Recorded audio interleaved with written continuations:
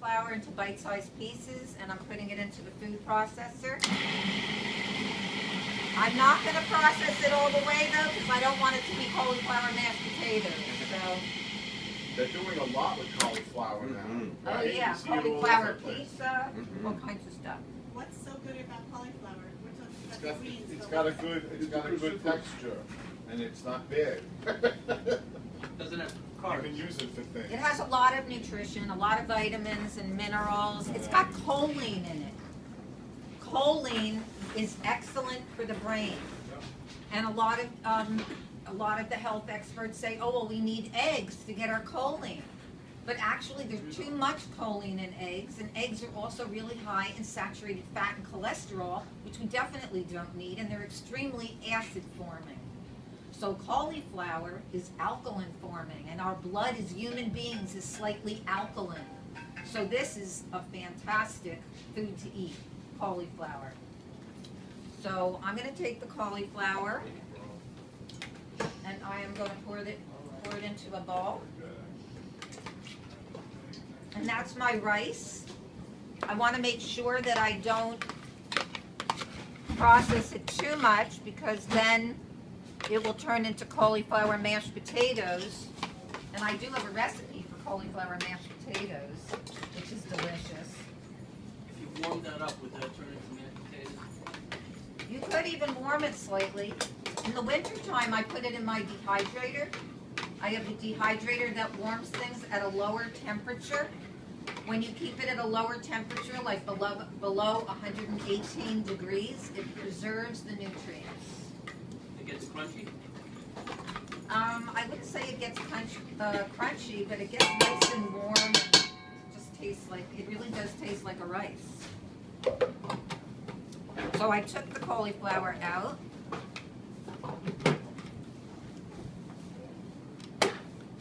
And put it in the bowl. Now, I'm gonna make a sauce. This is fun. I put in some chopped tomato.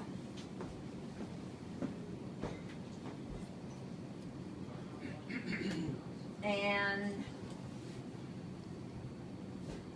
I put in about, I don't know, 1/4 of a cup of fresh cilantro. And 3 chopped scallions.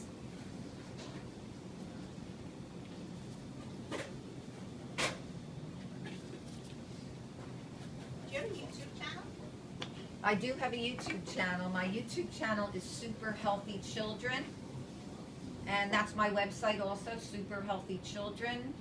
And I have a newer website called Feel Fabulous with Food. And that has an online course that teaches you about all this. It's a 6-month course. And that teaches this in great depth. But I also have a 5-week live program. We have flyers for that here. I also have a women's health retreat. And Rebecca and her mom came and they brought all their sprouts and wheatgrass, and that was really amazing. Every time I have a women's health retreat, I always purchase sprouts, my favorite being, of course, the sunflower greens. Now I'm putting in a cup of soaked organic sun-dried tomatoes. You These look want to make amazing. sure Look at that this. when you get sun-dried tomatoes, that you make sure that they're organic, because if not, they have sulfates that are not healthy for you. So you want to make sure they're organic. And Sulfates are a preservative? yeah. Okay. It came in the liquid, or you soaked it in the liquid once it was very dry? No, it was dried. I bought them here at the Hungry Hollow Food Coop in the front. So why'd you put, And then I soaked them this morning. why? I soaked them just to loosen them up. If you have like a high-powered blender and you do the sauce in a blender, you probably don't have to soak them. But if you're doing it in a food processor, it won't process so well. So you want to soak them to do it in a food processor. Okay.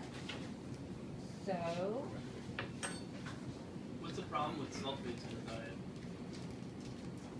I mean, just like preservatives, they're not Chemical, healthy. foreign It's, chemical. you know, chemicals in your body over time accumulate and can wreak havoc.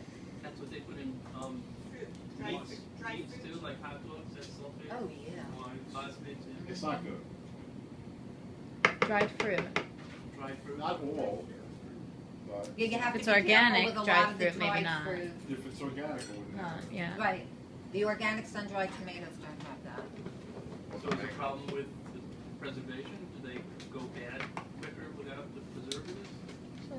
You know, I think that they still last quite a long time. Yeah, really. If you're eating raw food, you wouldn't know because you'd eat I them so get quickly. I get the organic dried mangoes, and they just last forever. So I don't know why they do it. Is to make the sauce, I put in 1 small tomato chopped.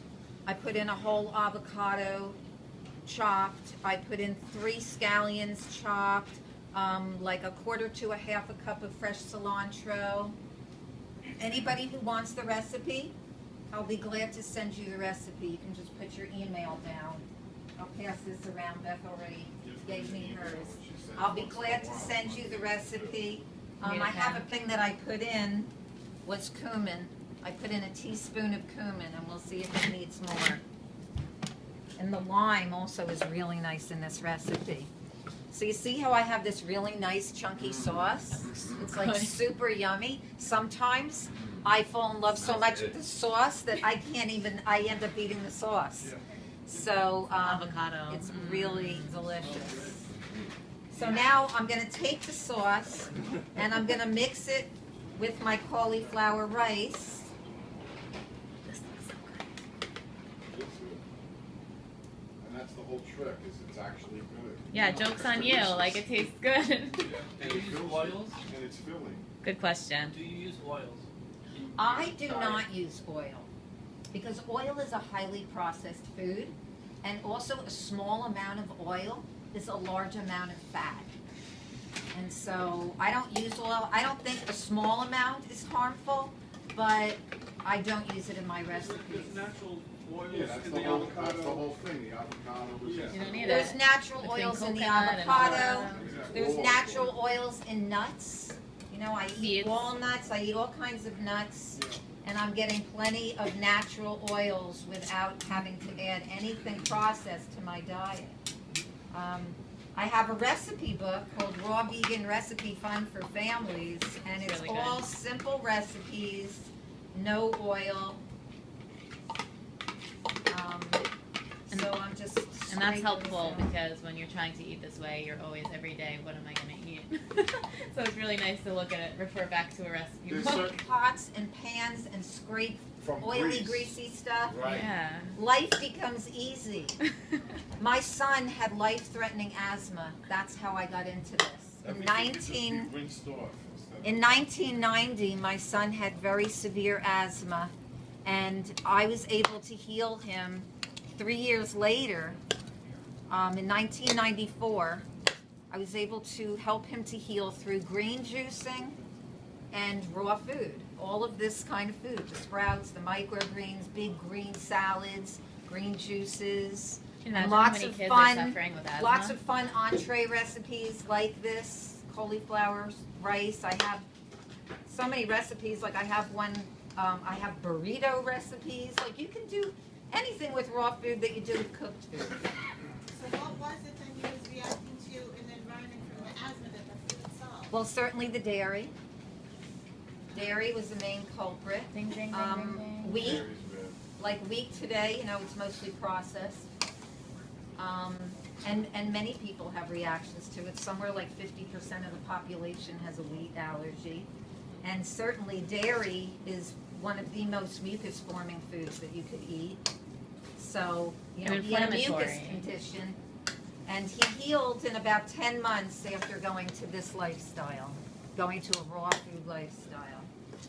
And so you see now I've got it mixed up and I've got like a really nice texture, Yum. right? So I'm gonna just see if we can get some bowls. Want me to get-